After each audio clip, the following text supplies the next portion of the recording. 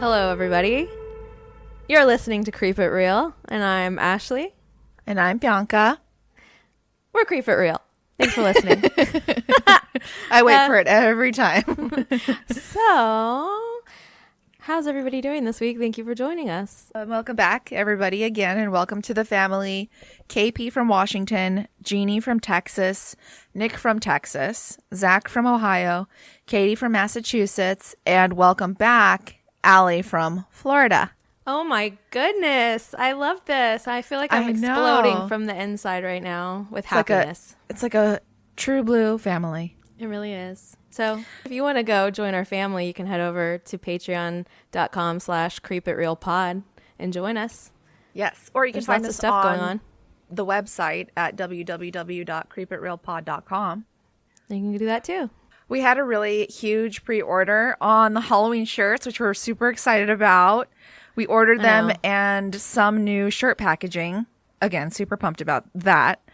So they should be out to you soon. And for this episode, we're doing something kind of special. It's our listener story episode.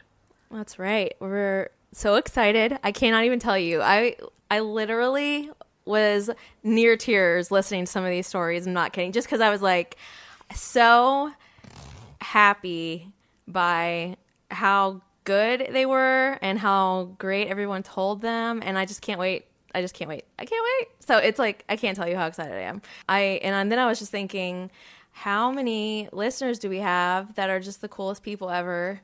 We really are a family, you guys. Yeah. This is a family. And like, I was like, I just want to get to know you guys. So that was my takeaway. Every single person who sent us their story, we appreciate it so much, but it truly was amazing. They were all, every single one of them was amazing. Yeah, so you saying like we have such a great listener base. God, I really feel like, and I think every show says it, but I really feel like we really truly have the absolute best listeners. Everybody's so amazing. I know. So amazing. Anyway, sorry. That said, all of you amazing listeners, if you would be interested in joining us for a Halloween party on October 31st, we are going to be doing that. It's probably going to be around 6:30ish Central Time or something like that we start Central Standard. I know that we have listeners in the overseas areas that are like, am I going to be well, I was going to say the UK, and then I was like, well, actually there's a few different places and Australia even where they're like, well, we could maybe join you the following morning. As you're starting at 6:00 at night, we'll be getting up at 6:00 in the morning with a cup of coffee. So we'll see. Yeah, so we'll see. But if you want to join us, we're going to be posting up information about that in the weeks to come on social media, and we'll keep talking about it in the show. But it's going to be like a Zoom Halloween party that we're going to have where everyone can just join and come and go as they please. But we're going to have costume contests, giveaways. I think I just screamed giveaways because it excites me too much, but giveaways. What else were we talking? You were talking about games. Games. Mm-hmm.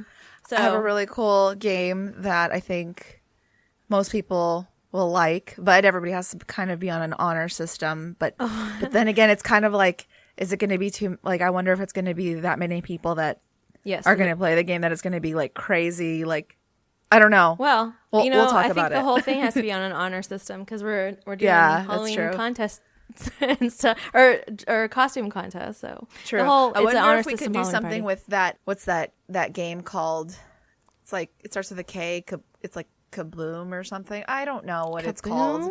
I have no idea. Maybe it's not that, but it's like, oh my God, I wonder how many people are like, I play this with my class or whatever. But you aren't giving any information that would ever give them any idea what you're talking about. But what it is you can like log onto your phone, and you can all see, everybody who's logged in on their phone gets like a link, and you can all see what like that. Yes. What's it called? It's called. I don't remember what it's called. Yes, but we should definitely do that because I have a friend that actually has it. Maybe we can figure out a way to get it for sure. Right? That would be fun. Yeah, that would be super fun because there's fun games on there. Okay, so anyway, we'll keep talking about it. But if you have any questions, go to creepitrealpod.com and just ask us, and we'll tell you.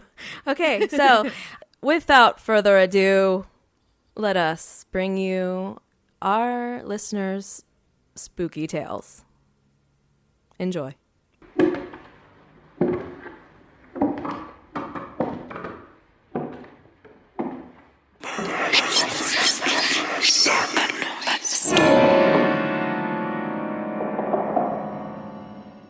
All right, hey guys, my name's Jordan, and I want to tell you my creepy story. Now, I take it for what it is. I'm still a skeptic, and I feel like there's a lot of things that could have a rational explanation in this story, but I'm going to present it to you how it happened to me. The story takes place in 2017. I was working as a police officer on a military installation, basically more of a security guard. And I was working at the guard shack / gate for one of the entry control points for the base. And this base was built in pre-World War II, I think 1930s, 1940s, probably early 40s. It's been around a long time. I'm not sure exactly when the building I was working in was constructed. But this building, this gate closes at midnight every night and opens back up at 4 a.m. to let the work traffic in. And so I would shut down, lock up, kill everything, turn the lights off and everything, lock up and leave, and then come back at 4 a.m. to open it back up. And it's a one-person post, so I was there by myself. And so I was going back into the building to reopen it. And this is about 3:15, 3:30 in the morning. There by myself. I pull up, get out of the truck, and take my equipment indoors. Now, the way the building is laid out, there's a desk facing the north side of the building and a desk facing the east side of the building in an L shape, and the door is in between the two. And I walked into the room, set down my bag and the equipment that I had to take with me on the table in the middle of the room.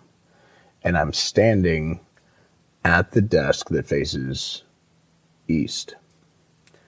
And I'm writing down in our duty log what time that I was doing everything. So I wrote down, arrived at 3:15 to open the gate, because we had to keep a track on that on the paperwork. Now, what occurred, I'm standing writing down on the paperwork, and the only way I can describe it is the desk on the north side of the room, one of the drawers slammed shut, and it was not a situation where it was like a tap or a pat. It sounded like someone had it open as far as they could and slammed it as hard as they could shut. And it just made me jump out of my skin because I was expecting to be in the building alone. I turned. There was nothing out of place, nothing in disarray.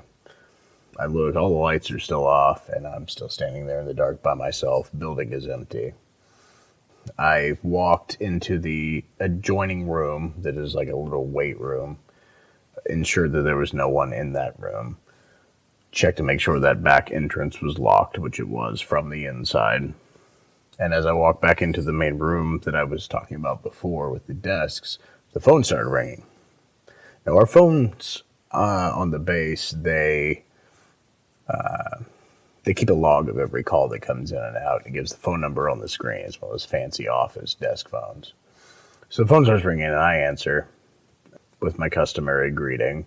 And there is nothing but static silence and just a squelching tone in the background. And it sounded just like a really bad connection. So I answered, tried to communicate for a minute or two, and hung the phone up. I assumed at the time that because I'd gotten out of my vehicle and my radio was turned off, that somebody was trying to reach me from the department, and they couldn't get me on the radio, so they tried to call. So I immediately picked the phone back up and called the main gate, the other gate, and just asked my friend John, who's working, hey, is anybody trying to get a hold of me on the radio? Is anyone trying to reach me They said, no, radio's been quiet. I said, well, did you guys just try and call the gate down here? And he said, no, we didn't. So I called my supervisor on the radio and said, hey, are you trying to get a hold of me? He said, no. So at this point, I'm kind of freaking out because I just don't know what's going on. But I was like, there's got to be an explanation for this. So I go back in the building and I start going through the call log on the phone. And there's not been any calls placed to that phone in 4 hours. Just nothing. The last call that was made was at like 10 p.m. So I don't know what was up with that. So needless to say, I spent the rest of my shift outside because I'm a big baby and I was freaking out and concerned. Some other guys on the base told me after the fact they'd heard the sounds of a key ring jingling in the next room, in the weight room, while they were sitting at the desk. And they described a intense feeling of dread not to look behind them at times while they were sitting in there. I guess it was kind of like an open secret that there was weird stuff that happened in that building, but nobody clued me in on that until I had a first person run in with it. And I avoided working down there completely as best I could for the rest of the time that I was employed with the department there. So, I mean, take it for what it is. I don't know how to explain it, but it certainly gave me the willies at the time. Hey everyone, I'm Leslie Fear and I host a podcast called Because I Want to Know. And I interview interesting and intriguing guests, anyone from a mortician to a psychic. I might even interview a paranormal investigator or a true crime podcaster. But today, it's my turn to give you my story. It was about 10, 12 years ago. My kids were still in grade school. And I went to go pick them up after school. I had the mom minivan, as we all did back then. The slider door, you all remember those. And as I was driving back from picking up my children, I was on one of the roads coming home. It was just a side road, just a street, any neighborhood street you would see. And the speed limit was about 35. And of course I was going 35. I had both of my kids in the back. My son was in a booster seat. My daughter was in a child seat. We were having a good day. It was sunny. There was no rain. It was beautiful. But something happened that day that I will never ever forget. And it's hard to explain because you kind of had to be there. So it's really just my word against anything else. You can either believe it or not, but it certainly is the truth. As I was coming down the road, my kids were talking to me about their day. And I was enjoying listening to them talk and telling me what was going on and what their teachers had to say to them. And as I was coming along, I saw this car, this white car, sitting, waiting to come out to take a left in front of me. You, of course, think they see you, so you don't think anything of it. You keep going. That didn't happen. The person inside that car did not see me and pulled out in front of me. I was very, very close to this person. Knowing that I couldn't do anything but hit this person, there was no way out. And I didn't have time to think. I did have time to think about my children, and they flashed before my eyes at that same moment of what was going to happen to them when I invariably hit this car. I may not have been going 50 or 60, but 35 miles an hour on a stopped car, that'll do some damage. And I assumed I would get the worst of it, so I would take it. And when I saw that car pull out in front of me, I slammed my brakes on, but not as much as I thought I would because I kept thinking about my kids. I kept thinking I could take the blow. So what I did was I braced myself. Like you do when you know something bad is going to happen. I braced myself. I braced myself so hard. Because I knew I was going to hit her. I couldn't get out of it. There's no way. And right then I shut my eyes. I squeezed them shut so hard because I knew we all might be either in the hospital or I might be dead. I don't know. I've never been in an accident like this. If nothing else, I'd be very damaged. And when I closed my eyes and I braced for that hit, nothing happened. Nothing happened. And I was so surprised. I looked up and the person that was in front of me, she was 70, 80 feet in front of me. There's no way she could have been that far ahead of me. There's no way. I don't understand it. I still don't understand it. I can't wrap my brain around it. Something intervened that day. I have no doubt in my mind. I was too close to her. I don't care if she could go the speed of light at that point. I was going to hit her. There was no way I could not hit this person. And when I opened my eyes, she was gone. She was way down the street. It was like a miracle. I couldn't believe it. It happened so fast. It just boggles my mind. But that day was a good day for me because I still had my life and my children's life. And I'll never ever forget it.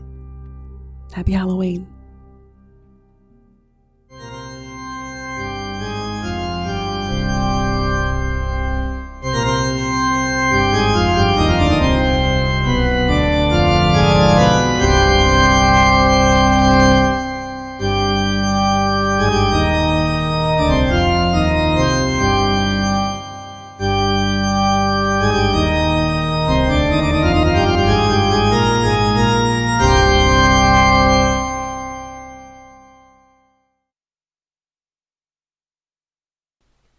My name is Colin, and you are hearing the voice of my wife telling this story. I have written it down for her to read exactly as I remember it. It all happened 8 years ago. Let me preface this by telling you that I'm a pretty normal guy in his late 20s, living in a small town in northern Germany. Around here, people tend to live simple lives and stay close to their hometowns. I'm certainly no exception to that. Back then, I was still living at home and spent most of my time in bars in my bed instead of really looking for a job. My parents are extremely laid back and never put any pressure on me, so there was no stress in my mind to speak of. I had spent the previous hours hanging out with my friends. I had not a care in the world. There was nothing to take my mind off the environment surrounding me as I biked home late that night. The environment I'm talking about here is a small forest close to my neighborhood, just a few dozen acres of birch, oak, and beech, surrounded by both farms and sparsely populated residential areas. In order to get to my home, I had to cut right through the farm side of these woods, using a narrow, unpaved path bordered by rarely used train tracks. Not too many people venture into this place during the day, and even fewer at night. It was about 3:30 in the morning, and the place was shrouded in complete darkness. I knew the path like the back of my hand. That's why the lack of illumination, my bike light barely contributing, didn't bother me at all. There was only one thing that got me a little worried that October night. There weren't any sounds to speak of. The only thing I heard was the rattling and squeaking of my trusty old bike. No insects, no birds, no wind, nothing else, not even cars in the distance. Being a bit on edge, and just having left the comforting glow of the very last streetlight on the path, I decided to put my headphones in. There wouldn't be anyone to run into, and nothing to pay attention to in general, and if there was, I wouldn't be able to see it anyway, so I let my usual soundtrack distract me from the eerie silence around, and so I went.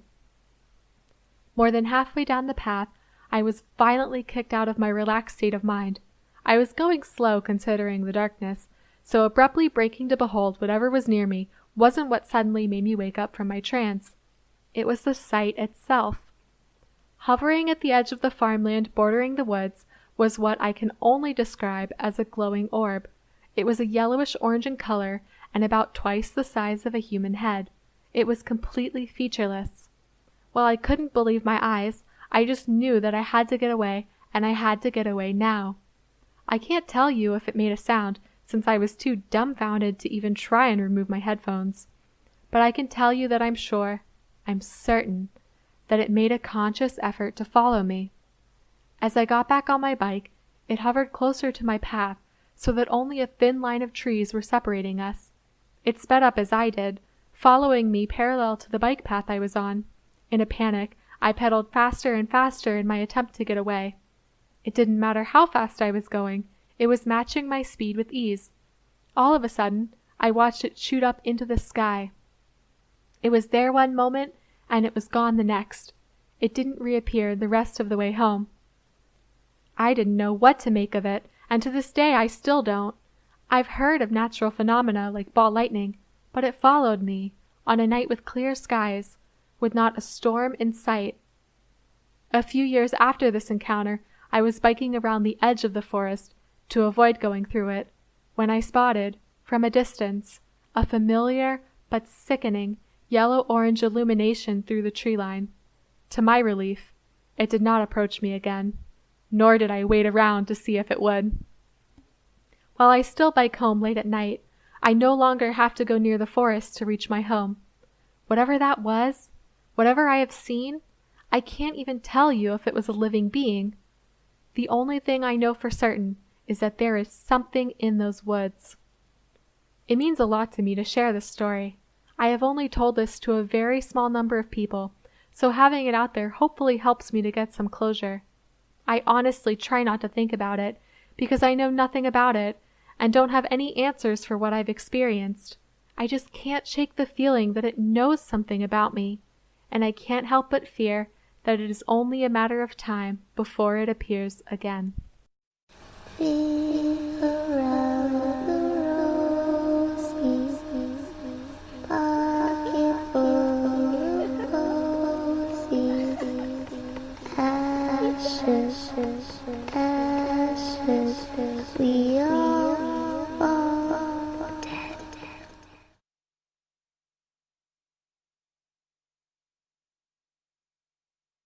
Hey, this is Sunday in Atlanta, Georgia, and I am going to tell you my little ghost story or poltergeist story, whatever you want to call it. So I'm from the South. You can't tell that, I know, when you listen to me talk, but from 2009 to 2013, my family had to move to England. We lived outside Manchester, England. There are parts of England other than London, by the way. Everyone always used to ask me how London was, and I'd be like, I don't know. I don't live in London. I live in Manchester. But anyway, regardless, it's a very old country, and they're way into the paranormal over there, like way more than we are. Halloween over there is kind of a scary thing. Like there's no cute costumes or anything like that. It's all really scary. But anyway, I digress. So our house there was not an old house, but in England, there's lots of property laws, so you can't go in and clear cut to build a subdivision like we do here. You have to tear down an old house if you want to build a new house and just build on top of it. So I don't know the history of the plot of land that our house was on, but our house itself was fairly contemporary and really American, which is why we got it, because it was more comfortable for our boys. And at the time of this story, our boys were about 15 and 13. So one morning we got up and my husband was super pissed off when he came downstairs to go out to work. And I was like, what's wrong? And he said, I can't find my razor. I've looked all over for my razor. I can't find it.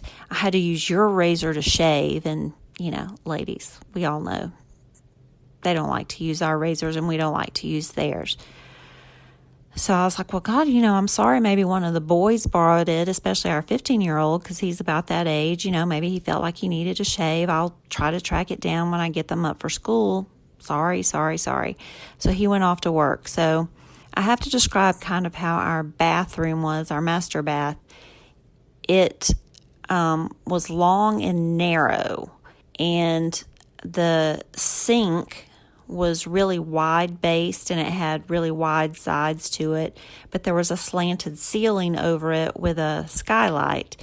And so the vanity and the mirror were behind the sink. So like to shave, you got to picture it, he had to like turn back and forth to the mirror and then to the sink, back and forth. So we usually left our toothbrushes and he left his razor and stuff on the sides of the sink because it was really, really wide and contemporary. You can picture it. So after he left, I went upstairs to try to look for the razor. I looked all over the bathroom, the vanity, the sink, the bathtub, everywhere. Couldn't find this razor. So I got the boys up for school, asked them, did you borrow Dad's razor? No. After they got off to school, I went into their bathrooms just to look, just to make sure. Did not see his razor. Whatever. Went about my morning because I worked from home, so I did my work, and then I had to go to the gym. It was like late morning, so I went upstairs into the bathroom, and I was looking in the vanity, which, if you remember, faces the sink. The mirror faces the sink. I was putting on my makeup, and in the mirror, I saw the razor laying on the side of the sink where it was supposed to be, but hadn't been there all morning. So I just calmly finished putting my makeup on, did not even acknowledge it. My heart was racing about 100 miles an hour, left the house, got in the car, got down the road, and called my husband, and I was like, what the fuck? Like, your razor is laying right there on the sink where it's supposed to be.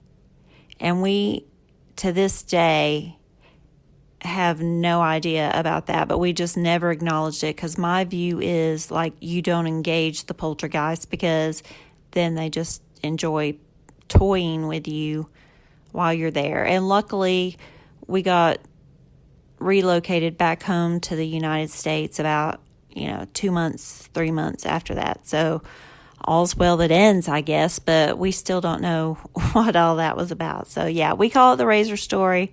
Just thought I'd share.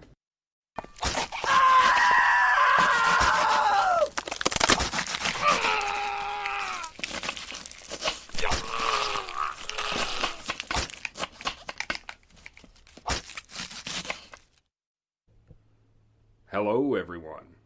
My name is Adam, and I'm from the Bumblebutt Podcast, along with Cody.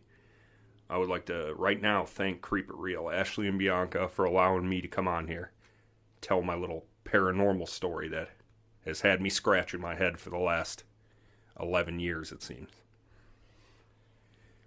As hack as it sounds, the night was the same as every other night. I was over at my best friend Jesse's house smoking weed, playing N64, and watching movies. Jesse only lived a block and a half from me. He would drive me to school. We were in all the high school bands available. He played tenor sax, I played trumpet. So every day after school was the same routine. We'd smoke on the way home, he'd drop me off, go to his part-time job at the garden center, and when he got off, he'd pick me up and we'd smoke before we got back to his house. Even though his parents were cool, we still thought it disrespectful to brazenly smoke in front of them. The night of my sighting followed that formula to a T. We were playing Monopoly on N64 and laughing about how we thought this was a good idea for a video game back in the 90s. My mom called Jesse's cell phone, as it was 2006, I wouldn't get one for another 3 years, reminding me I had drill camp in the morning for the drum corps I marched with. So I popped up, said my goodnights to him, his sister, and his parents, and started the block and a half walk to my house, exactly as I had done for the last 1 million days, it felt like. Jesse's backyard bumped right into a park, and since I had a roach left, I figured I'd just stand in some trees for a minute to finish it up. When I got to my preferred tree, I saw a ball floating in the clearing. It was the size of a baseball to me, and it was metal but unreflecting. Immediately, my heart went straight into my throat, and I tried sneaking out of the park onto the road. I got to the mouth of an alley and turned around. It seemed to be giving out light. Not from it. There were no headlights, spotlights, porch lights, flashlights, anything like that. It was like something else was illuminating it, either from above or invisibly maybe. I don't really know. At this time, I thought I had gone mad. I had secretly been so gripped with fear at the thought of ghosts, aliens, paranormal, that I convinced myself that anyone with an experience was either a liar, attention seeker, or something just flipped in their brain, and they were now having full-body hallucinations. I kept watching, and it started to bob, almost imperceptibly at first.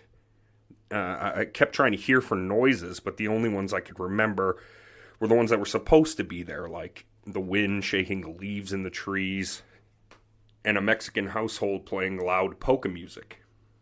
The bobbing got a little more agitated, and its, I guess, trance or spell was wearing off of me. I was back to full-on terrified. I turned in a circle looking for anybody else that was maybe at their window or on their porch. Maybe someone was seeing this and was just as dumbstruck as I was.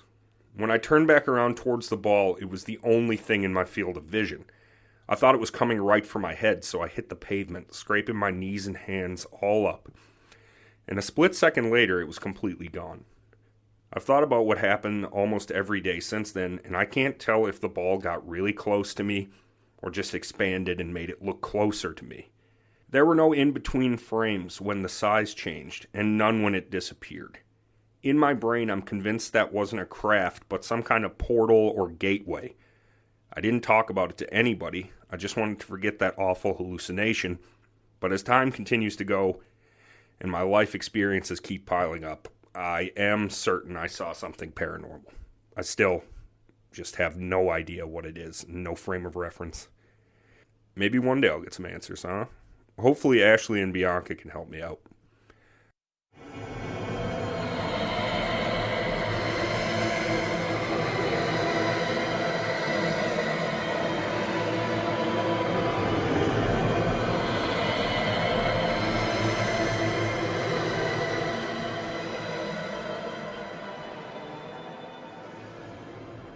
Hey, this is Brian. Grew up in a small southeastern Indiana town that you pretty much only stopped in if you were going to the big city and needed gas, or maybe just stop and grab a bite to eat real quick, but not much more than that. And if you lived there, you were probably either a farmer or worked in one of the factories. And that's about all there was. Small town. I lived outside of it, about 10 minutes outside of the town, out in the middle of cornfields and Amish country. And there was quite a few Amish around me. Next door neighbors were Amish, and it was pretty quiet. I mean, nothing but cornfields all around. A few neighbors here and there, but real quiet area. Nice area to grow up. Yeah, right out of high school, I lived in a house by myself, and I'd have friends that would come over and drink and hang out and all that. And one night we were hanging out and drinking, and a couple of my buddies were like, "Hey, tomorrow I got to get up and go back home early." They lived on the other side of the county, so it took them a little while to get there. So it's like, yeah, I'm going to leave about, 5:30, 6 o'clock, and then I'll be back. So they get up and leave about sunrise, and they get back a little bit later. And they have an interesting story. And as my friend was driving back to his house, he's coming up to a stop, and then, four-way stop. Something cuts in front of his truck, and didn't quite get a good look at it the first time, and didn't think much of it. Thought it may be a, fox or maybe coyote, something like that, or a dog. It's not uncommon to have stuff run in front of your car like that. So he makes a turn, and this time he gets a good look at it, and it's coming back, and it cuts back across again, and then cuts out in front of a field. And all the crops are harvested, so the fields are wide open until you get to the tree line. And he said he had never seen anything like this. And we were in 4-H together, so it's not like we don't know animals. And I trusted his opinion on this. And he said it wasn't like anything he had seen, and it was faster than anything he had seen. He said by the time it cut in front of him and made it to that field, nothing he's seen could have done it. And he said it was a little bit bigger than a goat. Like, it looked kind of like a goat, but it was bigger than that.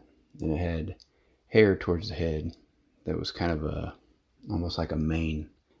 And he said that he couldn't think of any animal that he'd ever seen that looked like it. And the speed was what got him. That was what really took him back, and he couldn't figure out. And, when he told me the story, I was like, it's a dog or, this or that. And he argued, no, it's not. It's something he'd never seen. And I didn't think much of the story. I thought he was full of it. So, but he'd never really told me a lie before, like that story like that. I mean, he pulled pranks, but he never really told any, tall tales like that. But I still didn't really put much weight into it. Well, not too long after he got back, I was like, well, I got to go to town. So I started driving to town, and not maybe a mile from my house, there's a group of men, maybe 10 men, and probably 4 of them were Amish. And they were all gathered around. They had guns, like they were a hunting party getting ready to disperse. And I had never seen a hunting party that big, especially in that area. You don't go out hunting deer like that, or, in my experience, you just don't see people grouped together and plan a hunt where I grew up. So, evidently, these guys either knew what that was that my friend saw, or they saw it themselves, and it made them nervous. And who knows what that was that they were scared of, that they wanted to kill that badly, where they got a group of men together that fast. But so me and my friends got together and we decided we needed to name this monster, because of course any monster needs a name. And us being 18, 19-year-old kids, our maturity level's pretty high. So we decided that we were going to name the monster the Pootie Tang Monster. Yeah, pretty mature. But so if you're ever in southeastern Indiana around sunrise or sunset, and you see something that's unusual that runs in front of your car, you may have just seen Pootie Tang.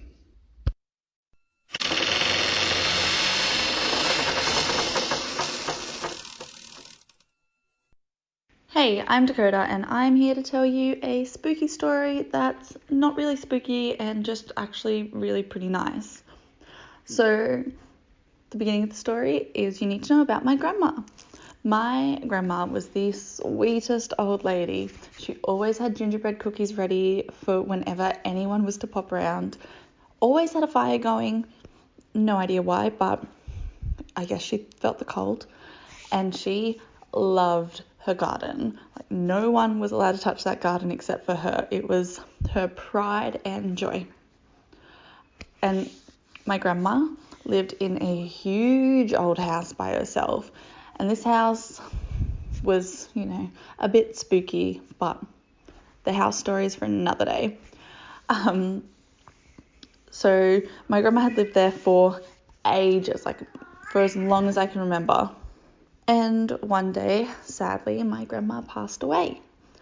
And then one thing led to another, and the next thing we knew that we had to sell her old house, which was sad, but it was time for the next family to have it. So this family that bought the house from us had never, ever met anyone in my family before or ever met my grandma.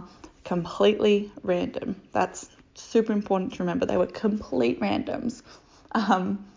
And they'd been living there for a while and moved in and things. And then one day my grandfather got a call from them. And they said, "Oh, did you have a gardener that used to come that you guys forgot to cancel?" We said, "No, what do you mean?" And they went on to describe to a T my grandma from head to toe with her little gardening hat on and her little gardening gloves, potting around the garden, cutting off the dead roses, I guess, like she used to, and just keeping everything maintained. We were shocked that they never met her, never seen a photo of her, had no idea who she was, and described every little detail about her. And that was just the first of many contacts that they've had with my grandma.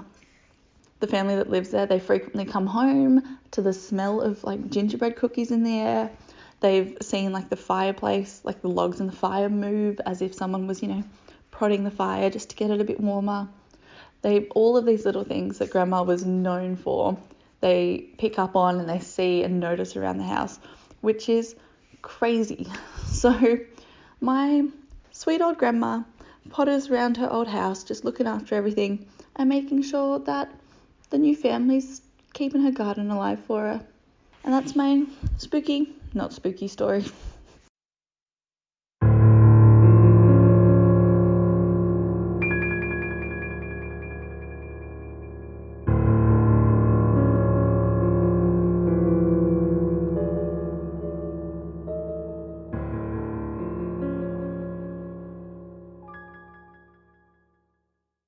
So the story I have to tell you is about a little boy named Jacob. We have lived in our current home since 2010, so about 10 years. The house was built in 1895. It's a very old home. Our previous neighbors were in their 90s and they grew up in the home, so that tells you kind of the age. When we first started living here, there were some strange occurrences. We would be sitting in our living room, our kids would be fast asleep, and we would hear noises upstairs. It almost sounded like furniture being moved. We would slowly creep to the top of the stairs, but there would be no noise. We would kind of play it off like it was no big deal. One night I woke up to hear a voice come across the baby monitor. The only thing that it said was hello in kind of a deep male voice. My husband being the only man that lives in our house, it struck me as very strange. When checking up on it, there was no one there except for our daughter, who was fast asleep. Fast forward a few months, our daughter is old enough that she can talk now, and she starts telling us stories about a young boy named Jacob.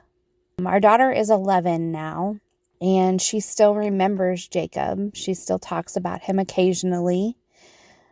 She tells us the story about how Jacob used to live here with his mom and his sister named Gina. She tells us that Jacob is a very sweet boy, but he has bruises on his face. She also goes on to tell us that Jacob's mom was mean and that she killed his sister Gina. She also tells us that Jacob's mom burned their house down. We've done research on the property and there's not much to find. It's an old farmhouse, and prior to its building, there's really not a record of what was here before.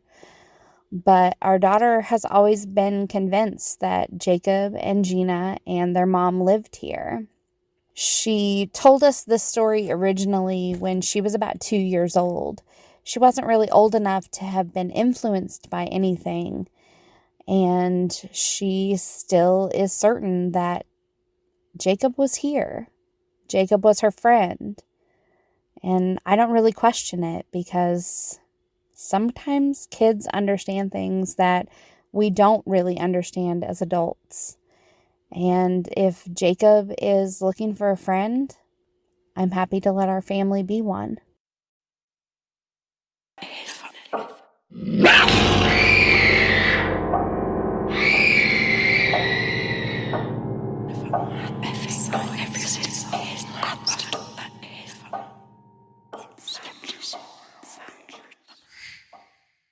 Hello, Creep It Real family. My name is Haley, and I'm going to tell you a story about the time I saw a ghost. So I'm going to give some background to help explain the story a bit better. So my boyfriend's family has been going down to Cape May since the late 1800s to the early 1900s. And since then, a lot of them have bought houses in Cape May Point. And because of that, we have several options to choose from when it comes to staying down the shore. We usually stay with his aunt, who's a year-rounder since she has the nicer things in life, such as internet and cable. But the week we went to stay with her was the week she already had friends coming down, which was 4th of July weekend. So she said she would text the cousins to see who was coming down and who wasn't. Since some of the cousins lived out of state, they didn't come down very often to their shore houses. He were going to stay at the booths. Like I said, we usually stayed with his aunt since she was a year-rounder, so this would have been the first time we stayed at the booths. But we were extremely thankful they allowed us to stay there, since we were staying there for free and it was only a block away from the beach. The first night we got there, I felt very uneasy, and like someone else was there with us, watching us. I told my boyfriend how I felt, and he just said, "We've never stayed here before, so maybe it's just your anxiety." And I thought to myself, maybe he's right. Maybe it's just my anxiety. That night, I had a pretty bad nightmare of a man hanging himself. It woke me up from my sleep. When I woke up, I just tried to calm myself down, and I went back to sleep. The next day, I asked my boyfriend, "Has anyone ever died here?" And he replied, "No." And I explained to him my nightmare and how I still felt very uneasy and I felt like someone else was there with us. That the person, whoever was there with us, was unhappy, like they were stuck, and they didn't want to be there. The rest of the weekend, I felt the exact same way. That there was someone else there with us. That person didn't want to be there. They were stuck. And I just felt uneasy. And I also had the nightmares every single night until we left. I kind of just shook off that whole weekend since we only stayed there at one time. And it was just weird. That whole weekend was just weird. I almost forgot about that whole weekend till about a month ago when we were at a family barbecue down in Cape May Point. The Booths came down from Connecticut and they started talking about an Uncle Tom. I look at my boyfriend oddly because I know there's no Uncle Tom on that side of the family. And as I look around, the rest of the family looks very oddly at them, probably knowing that there is no Uncle Tom on that side of the family. We all ask them, who is Uncle Tom? They start to tell us a story about one morning they were walking on the beach and they noticed something shining in the sand. They got over to see what it was. It was an urn. They felt like it was disrespectful to leave the urn on the beach. So instead of leaving the urn, they took the urn back to the house we stayed at that weekend. We find out the urn was actually there that whole weekend I was there. They never found out who the urn actually even belonged to, and to this day, the urn actually still is at the house. I'm not saying I'm a psychic or I can talk to ghosts. I just say it's a weird coincidence, and I think it's a very spooky story for Halloween. I hope everyone has a safe and happy Halloween.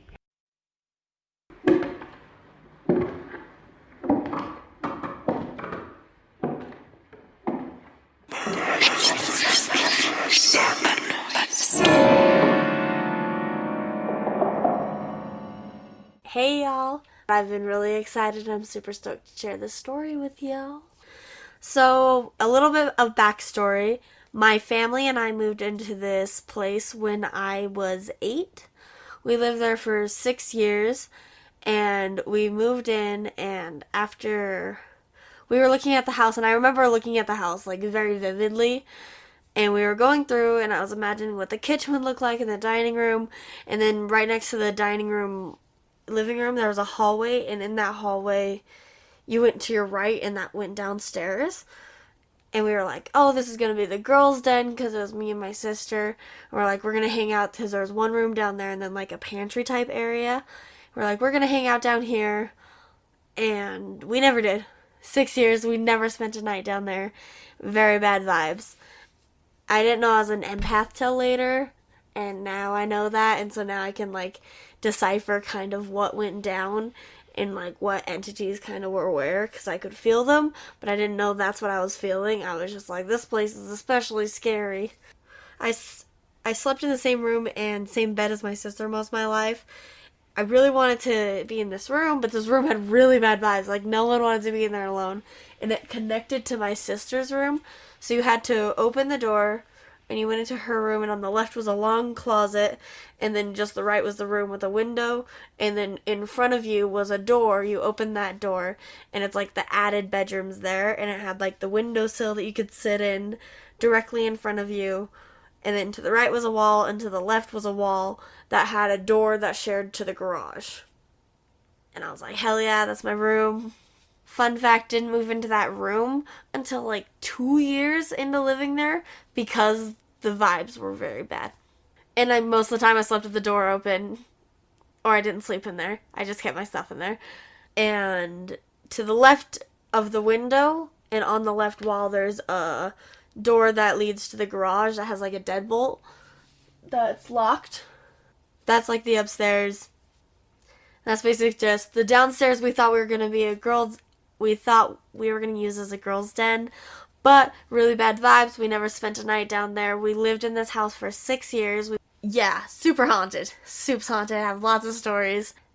So now that you know the outlay of the place, the first story that I submitted was I was babysitting one night, so I was out and I was coming home. It was after midnight. I remember it was like 12:33 when I was getting out of the car because I looked at my phone and I saw that time. And I went inside. Normally I had 3 dogs that slept with me, my 2 boys, and then a girl. But because I was coming home late, they were all sleeping with my dad and my mom. So I went in through my sister's room. She was sleeping. Closed the door, was quiet, went into my room. Closed the door, went to bed. So I walked into my room and I just went to bed. And then I remember I was sleeping and I hear someone scream my name, like a female, and I thought it was my sister or my mom, and they just screamed, ah! And I was like, holy crap. So I bolt up and I like look around to see if there's someone in my room because I heard someone scream my name. I look to my right and I see this shadow in the right of my room, and I was like, oh, that looks kind of scary, but it's probably just your imagination, like whatever, don't look at it. And I scan the room and I don't see anything else, and I'm scanning back and I see the shadow still there, and it looks like a man, and it's standing in the corner that's next to the door that goes to the garage and the window. It looks at me, I look at it, it like tips its head down, and it's wearing a hat, and I remember I actually listened to you. It's wearing a hat, and it walks past along that wall into my sister's room and just goes. And I just look at it and then put my covers over my head and grab all my stuffed animals and go to bed because I was real scared and I didn't know what to do. That was really scary because it fully passed. Like cars had passed, and like cars would pass because there was a busy road, and I knew what those lights would look like because they would pass all the time. So I thought it was that, but it wasn't. Like it moved the opposite of lights, like light past it, and it was like in this thick black darkness, and it was just shaped, and it looked like a cowboy hat from the top down, and I couldn't see like features, but I could just see like the outline of a person. And so what made this house super haunted is that the woman before us that rented it was murdered by her significant other, and the neighbors actually watched it happen. The dude, so she had gotten home and she took her baby inside the house and put him inside, and then she was coming back out to her car. Well, when she went inside, my neighbors were watering the lawn, and they watched him open the trunk, get out of the trunk holding a gun, and when she went in to turn off the car, he came up behind her and killed her in the front seat. He shot her and killed her. And he went inside and like put something over the baby. And then he actually went through the neighborhood, and like police had to get called, and he got caught later by a river. And so bad vibes, and that was right outside the window. The car was parked directly outside that sitting window that's in my bedroom. So that's why there was really bad vibes there. Another story is actually my sister was having a birthday party. We had like 13 girls over. We were all hanging out. We had this really good time, and then we were all my mom was taking them all home at night. And it was just my mom, my sister, and I staying in the house at that time, and then my dog, Bella. And at the time, we didn't have the other 2 puppies. So this was before that, so we already knew it was haunted. But we left, and we had this, like, card table that was out that had, like, pizza and cups on it from people eating, and that was, like, in the kitchen type area. And in between, there was, like, this median that you could pull out, and we had that pulled out. And then there was the fireplace to the right, and then there was the dining room table. And so in the table was on the other side of the median. So there was the dining room table, and then there was the card table in between that. And then the fridge was like 6 feet away. And there were even chairs around it and stuff. So we left, and that's important because later. So we left, and we go and drop them off. We actually, one of the houses in the old neighborhood that we lived burned down, and we were looking at that house all night. Not all night, but like for like an hour. We were sitting there talking. And then we were getting home around 11 or 12, and we opened the doors. And the card table is right up against the fridge. And the reason that's so weird is because, like we said, we locked the door. Like, we were the only ones saying we locked the house. And the card table that had 4 chairs with it, had moved with all the cups and everything, not spill. It was directly in front of the fridge, where it was not. Like, it had moved like 6+ feet. Or like, maybe the dog did it, but it didn't. And that one's sketch. And then there was the bathroom door never locked. Like, it didn't have a locking mechanism. You couldn't lock it physically, but it would lock sometimes when just me and my sister were home, or if we were taking a shower, and that was terrifying. And so those are my stories.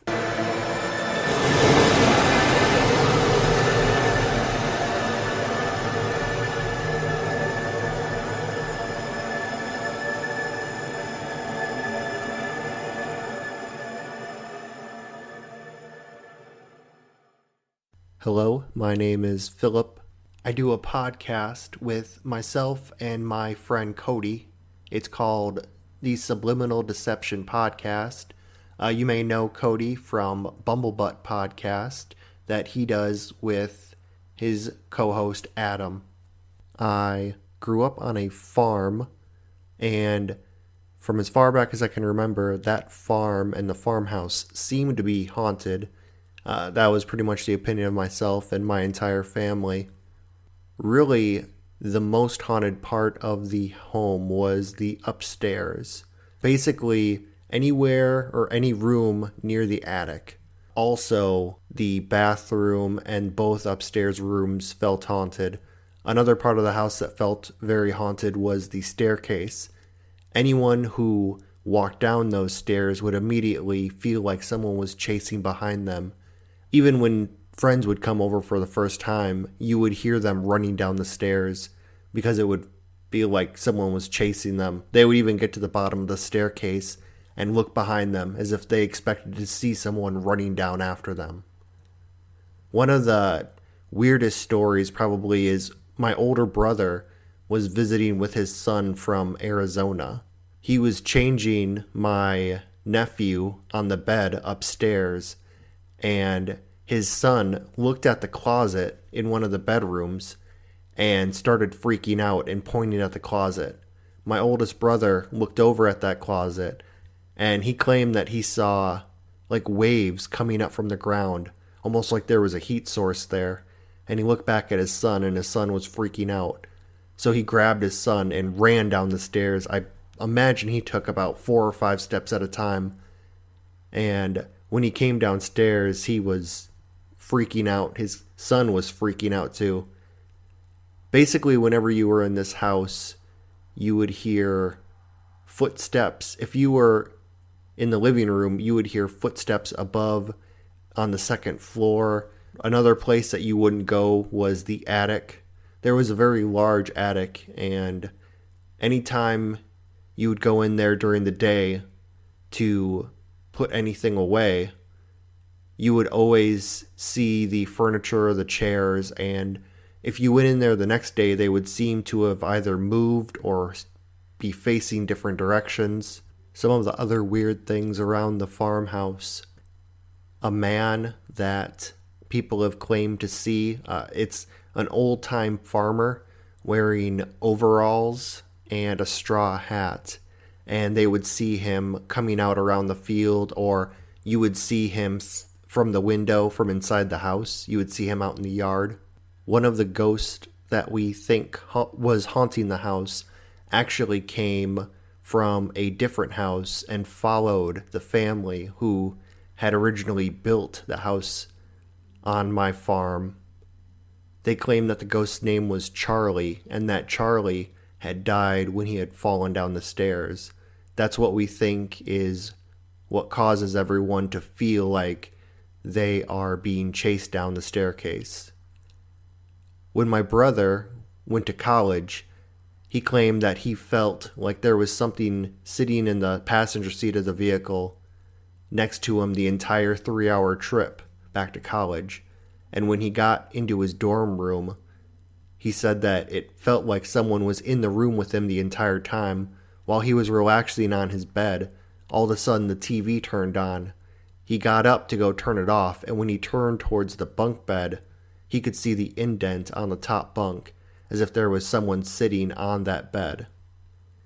Kind of the weird thing, after he claimed that that happened, the house really didn't seem that haunted anymore, and you really didn't get the feeling that there was anything chasing you down the stairs after that. 2 years later, my sister was going to school at that college, and her roommate was an RA. Someone from the dorms came running to her door and was pounding on it. The man claimed that there was a ghost in his room, and my sister walked out of the room and asked, "Which dorm do you live in?" And he actually pointed right to where my brother had lived in when he claimed that Charlie followed him to college. Yeah, and that's pretty much, yeah. I mean, there's a lot more stories, but that's just a few things. So, yeah, thanks for listening. Well, that was incredible. Beautiful, scary. I also just think that I hope y'all are going to have trouble sleeping tonight after listening to those stories, because I think I might have a little I'm bit a little of difficulty. scaredy baby. I can't really handle horror stuff, so I'll probably not do laundry in the basement for about a week. But that said, we did have, some very sweet and touching stories. Sure, yeah. And then also some that are just straight up like, is that an alien? And what is happening right now? As Adam from the Bumblebutt Podcast would say. Alien. Is that an alien? or is it just happy to see me? I have no idea. He wouldn't say that. I can tell you right now.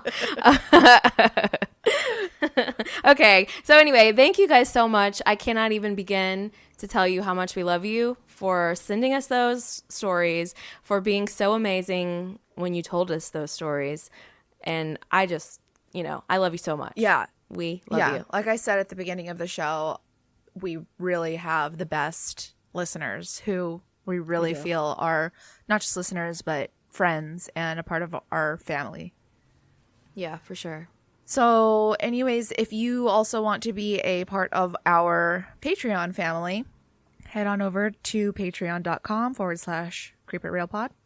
Head on over to the website, www.creepitrealpod.com. If you have a spooky story, feel free to leave us a 5-star written review on iTunes and say, I have a spooky story, and then email it to us. Yeah, that'd be great. Also, thank you very, very much to our fellow podcast friends who submitted stories, such as Leslie Fear from Because I Want to Know. Because I Want to Know with Leslie Fear, from Adam from the Bumblebutt Podcast, Phil from Subliminal Deception. Gosh, I hope that's it, who had the podcasts already. Gosh, I hope that's it. I think it is. If you want to go check those podcasts out, do it, and the link will be in the show notes for their shows. Thank you. We love you. Have a great life. Have a great everything. Creep it Creep real. It real. Dig a hole in the middle of the street. Dig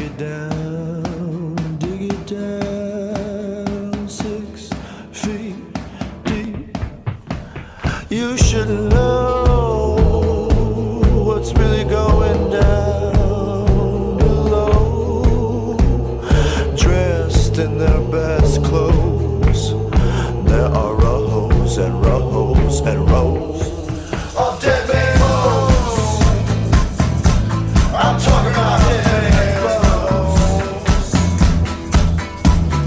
Wherever you go, take a look at your feet and down 6 feet.